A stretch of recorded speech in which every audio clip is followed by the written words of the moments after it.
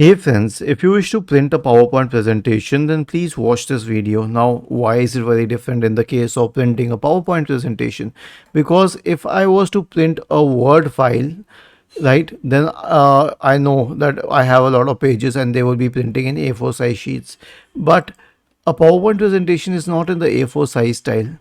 So here's what you can do. Click on File, click on Print, and then you have to check these options here accordingly. Okay, so do you want full page slides?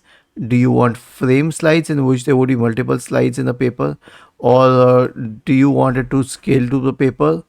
And do you want to print all slides, or do you only want to print the current slide, or is there a custom range like I want it from slide number 1 to 5 or something like that? And once you do that, select the printer and then click on print. Was this helpful?